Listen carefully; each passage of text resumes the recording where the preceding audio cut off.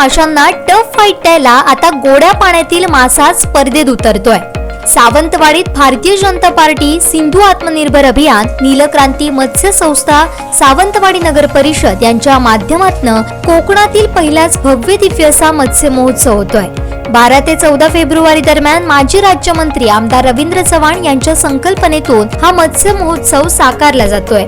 या महोत्सवाचं औचित्य साधून जिल्ह्यातील हॉटेल व्यावसायिक महिलांना गोड्या पाण्यातील माशांपासून विविध पदार्थ बनवण्याचं प्रशिक्षण दिलं जाणार आहे। फिश चिली, फिश कटलेट आदींसह विविध प्रकारचे 25हून अधिक खाद्यपदार्थ या माध्यमातून खवय्यांना चाखता येणार आहे। यासाठी लागणारे मासे हे आमदार रवींद्र चव्हाण यांच्या शेती मत्स्य प्रकल्पातून पुरवले जाणार आहेत। यानंतर भविष्यात मार्केटमध्ये गोड्या पाण्यातील माशांच्या मागणीत वाढ होणार असून या माध्यमातून कोकणात मत्स्य क्रांती घडणार आहे। मत्स्य शेतकऱ्यांच्या हाताला बळ देण्यासाठी भारतीय जनता पार्टी मार्फत गोड्या पाण्यातील मत्स्य शेतीसाठी विविध योजना राबवण्यात आल्या असून पंतप्रधान नरेंद्र मोदी, माजी मुख्यमंत्री देवेंद्र फडणवीस, माजी राज्यमंत्री आमदार रवींद्र चव्हाण यांनी विशेष मेहनत घेतली आहे।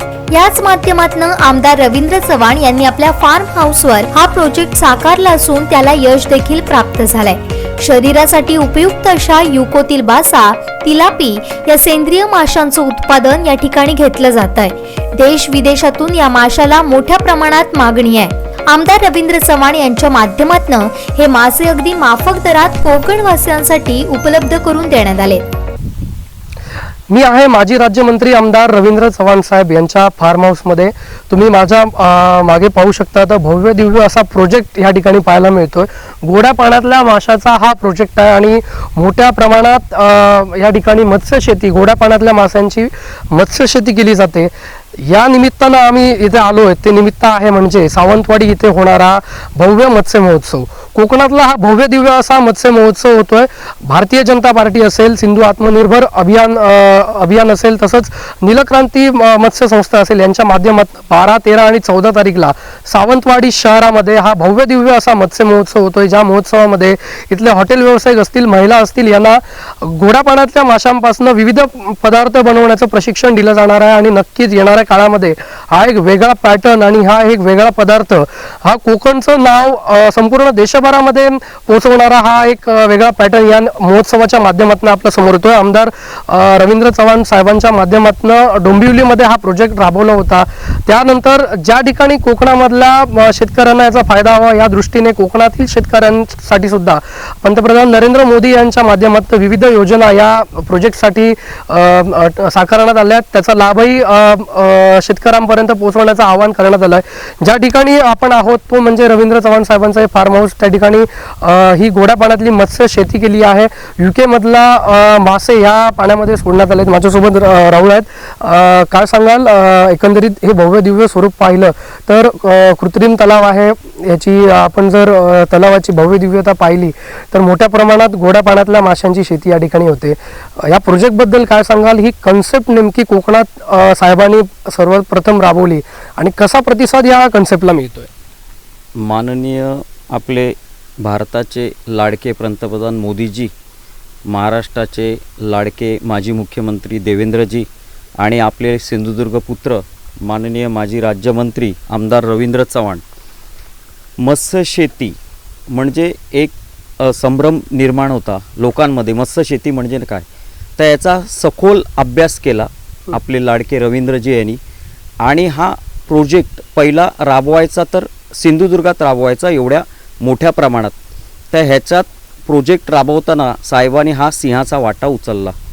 तर या प्रोजेक्टमध्ये गोड्या पाण्यातली शेती म्हणजे काय ह्याची माहिती जाणून घेतली आणि यशस्वीरित्या हा सिंधुदुर्गामध्ये प्रोजेक्ट उभा केला लोकांना ताजा मासा खाण्यासाठी।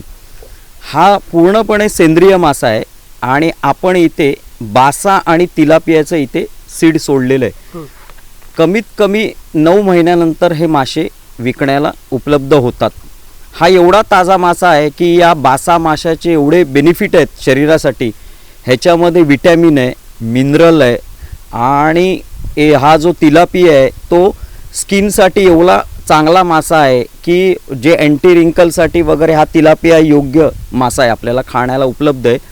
हा पूर्णपणे प्रोजेक्ट साहेबांनी इकडे यशस्वी पूर्ण केला आणि आता आपल्या सिंधुदुर्गातले जी तरुण पिढी आहे ती मुंबई गोव्याला जाते नोकरीसाठी, तर हा त्या तरुण उद्योजकांसाठी एक 100% यशस्वी उद्योजक बनेल ह्याच्यासाठी हा प्रोजेक्ट साहेबांनी राबवला आहे. हा मासा आपण इकडनं जिवंत गोव्याला पोचवतो, परत विविध अशा संस्था आहेत, नीलक्रांती संस्था आहेत, ते पण इकडनं जिवंत घेऊन जातात मासा आणि लोकांपर्यंत हा मासा जिवंत पोचवतात. तर हा जो मासा आहे त्याचा इकडे सरासरी मुंबईला पण दर जवळजवळ 450 रुपये किलो आहे पर के-जी. भारतामध्ये तेवढाच दर आहे, पण इकडे साहेबांनी हा दर एकदम स्वस्त ठेवला आहे. सर्वसामान्यांना परवडेल असा 120 रुपये किलोला हा होलसेल दर सर्वसामान्यांना परवडेल असा साहेबांनी ठेवला आहे. 9 महिन्यानंतर हा मासा पूर्णपणे विक्रीला येतो. हा सर्वप्रथम इथे प्रोजेक्ट राबवायचं साहेबांनी जेव्हा पनवेलला बघितले ह्याचे फार्म हाऊस, तेव्हा साहेबांच्या मनात संकल्पना आली की सिंधुदुर्गामध्ये हा प्रोजेक्ट करायचा आणि एकच ध्यास घेतला, मत्स्य शेती. माननीय पंतप्रधान मोदीजी आणि देवेंद्रजी ह्यांच्या संकल्पनेतनं सिंधुदुर्गामध्ये 100% यशस्वी प्रयोग हा साहेबांनी राबवला. तर जास्तीत जास्त ह्याचा फायदा म्हणजे हा मोठ्या प्रमाणात प्रोजेक्ट केला आहे साहेबांनी, तर कमी प्रमाणात पण हा प्रोजेक्ट होऊ शकतो. या केंद्र सरकारने या प्रोजेक्टसाठी अवाढव्य निधी उपलब्ध करून दिले आहे. त्याची माहिती तरुणांना मिळू शकते, ह्याच्यावर सबसिडी आहे, हे सीड कुठे मिळतं, फीड कुठे मिळतं ह्याची पण माहिती उपलब्ध करून देऊ शकतो. तर एक यशस्वीरित्या हा प्रोजेक्ट साहेबांनी इथे राबवलेला आहे. या महोत्सवानंतर गोड्या पाण्यातील माशांपासून बनवलेले पदार्थ जगात आपला ब्रँड निर्माण करणार आहेत. त्यामुळे कोकणातील शेतकरी, मत्स्य व्यावसायिकांसह युवा उद्योजकांसमोर गोड्या पाण्यातील मत्स्य शेती करण्याची सुवर्ण संधी यातून चालून आली आहे. ही संधी सर्वांसाठीच लाईफ चेंजिंग ठरणार आहे. कोकणातले शेतकरी म्हटलं तर आपण बघितलं तर कुक्कुटपालन असेल, म्हणजे शेतीला पूरक असणारे अन्य जे आपण उद्योग म्हणतो, व्यवसाय म्हणतो, हे करताना पाहायला मिळतात.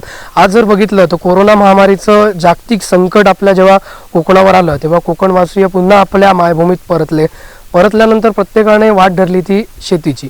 आज कृषी क्रांती होताना आपल्याला संपूर्ण देशामध्ये दिसते. अशावेळी मत्स्य क्रांती सुद्धा होण्याचा हे एक नामी संधी आहे आणि कोकणातल्या शेतकऱ्यांना हे एक काय म्हणाल आपल्याला की एक ही सुवर्ण संधी आहे की आपल्या भूमीमध्ये काहीतरी करून दाखवण्याची ही संधी आहे. कोकणातल्या शेतकऱ्यांना काय आवाहन कराल, कारण प्रत्येक जणांना ही गोड्या पाण्यातल्या माशाची शेती ही एक त्यांना त्यांच्या रोजगार देण्याला किंवा त्यांच्या एकदा जीवनातला एक म्हणजे युटर्न ठरणार आहे. त्यातनं त्यांना आर्थिक फायदा सुद्धा होणार आहे आणि मत्स्य क्रांती सुद्धा होणार आहे. तर या शेतकऱ्यांना तुम्ही काय आवाहन कराल? आता सिंधू आत्मनिर्भर संस्थेतर्फे मत्स्य खवय्यांना एक नामी संधी आहे. इकडे आता उत्सव भरवला जातोय सावंतवाडीमध्ये, तर मी तर सांगेन अवश्य या उत्सवाला भेट द्या. संयोजक आहेत आमचे अतुलजी काळसेकर, त्यांनी हा आत्मनिर्भर संस्थेतर्फे हा प्रोजेक्ट आता केलेला आहे.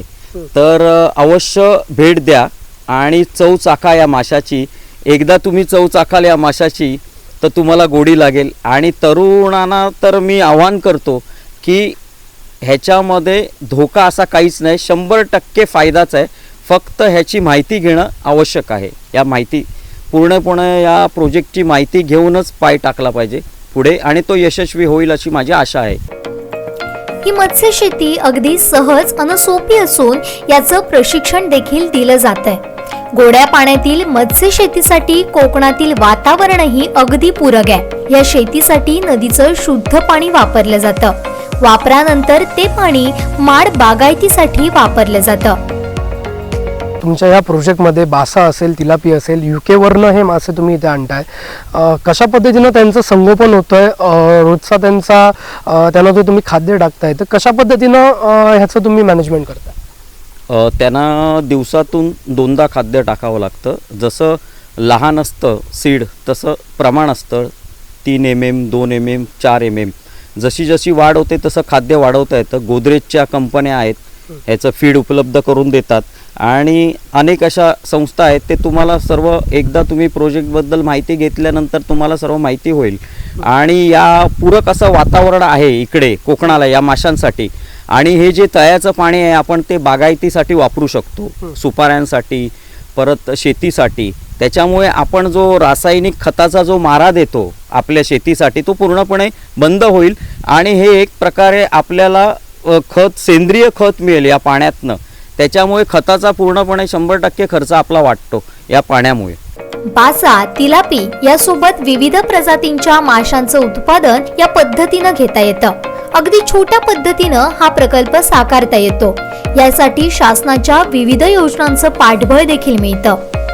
बासा असेल, तिलापी असेल, हे 2 मासे गोड्या पाण्यासाठी तुम्ही घेताय, त्याचं उत्पादन करताय. याचबरोबर आणखीन कुठल्या माशांच्या प्रजाती ह्या आपण गोड्या पाण्यातल्या शेतीमधनं घेऊ शकतो आणि त्याचं काय स्वरूप असेल? रोहू आहे आपल्या इथे, कटला आहे, जिताडा आहे. जास्त करून आता हॉटेल लाईनला हे चालतात मासे इकडच्या. पण कसं असतं, थंडीमध्ये त्याची मर जास्त होते रोहू कटलाची. हा बासा जो आहे तो पूरक आहे या वातावरणाला. आणि गोव्यामध्ये किंवा जे हॉटेल्स आहेत, म्हणजे मुंबईला 5 स्टार हॉटेलमध्ये ह्याची जी डिश आहे ती त्याला प्रचंड प्रमाणात मागणी आहे. तर आपल्या इकडील लोकांना ह्याची चव लागावी, कारण आपला सिंधुदुर्गातला जी लोक आहेत ती खवय्ये प्रेमी आहेत, त्यामुळे नक्कीच आवडेल हा मासा खाल्ल्यानंतर. ही एक संकल्पना आहे आणि उद्योजक पण आहे, अशी हे साहेबांची ह्याच्यातनं संकल्पना आहे. जिथं पिकतं तिथं विकत नाही ही संकल्पना दूर करण्यासाठी आमदार रवींद्र चव्हाण यांनी विशेष मेहनत घेतली आहे. जिथं पिकतं तिथंच विकतं हा नवा पॅटर्न त्यांच्या संकल्पनेतून कोकणात राबवला जातोय. सावंतवाडीत होणाऱ्या मत्स्य महोत्सवाच्या माध्यमातून गोड्या पाण्यातील माशांच्या या विविध डिशेस आपला ब्रँड तयार करणार आहेत. तर कोणतीही ताकद याला रोखू शकणार नाही. या मत्स्य महोत्सवाच्या माध्यमातून कोकणात गोड्या माशांची खाद्य संस्कृती रुजणार आहे. तर कोकणचं नाव पुन्हा एकदा जगाच्या नकाशावर झळकणार आहे. आमदार रवींद्र चव्हाण साहेबांनी डोंबिवलीमध्ये मत्स्य महोत्सव घेतला होता आणि भव्य दिव्य असं आयोजन आता सावंतवाडीमध्ये होतं आहे. त्यामध्ये सिंधू आत्मनिर्भर अभियान असेल, नीलक्रांती असेल आणि भारतीय जनता पार्टीच्या माध्यमातून हे भव्य दिव्य असं आयोजन होतं आहे.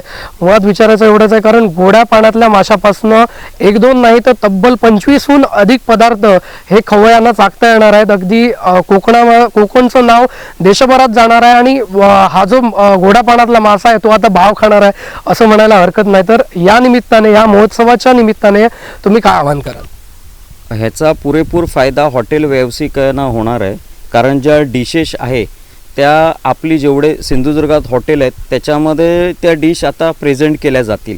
नीलक्रांती संस्थेतर्फे या डिशेसचं आयोजन केलं जाईल. महोत्सव होईल, मत्स्य जो महोत्सव आहे, आणि सिंधू आत्मनिर्भरतर्फे हा महोत्सव भरवला जात आहे. तर ह्याला अवश्य भेट द्या खवय्यांनी, अशी माझी नम्र विनंती आहे. तर नक्कीच खवय्यांसाठी मोठी पर्वणी तर ही आहेच. त्याचबरोबर शेतीचं, मत्स्यशेतीची ज्यांना आवड आहे त्यांच्यासाठी ही सुवर्ण संधी आहे.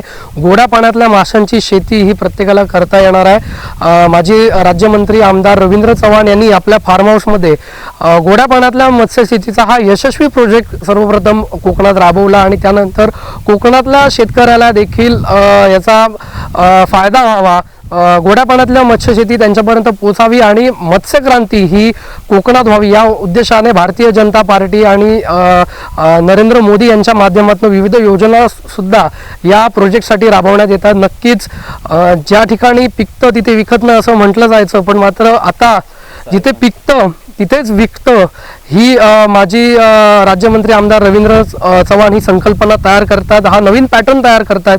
त्यामुळे येणाऱ्या काळामध्ये गोड्या पाण्यातला मासा हा नक्कीच भाव खाणार आहे. कॅमेरामॅन साबाजीसह विनायक गावस, सिंधुदुर्ग लाईव्ह, केसरी. तुम्हाला जर हा व्हिडिओ आवडला असेल तर लाईक करा, शेअर करा आणि सबस्क्राईब करायला विसरू नका.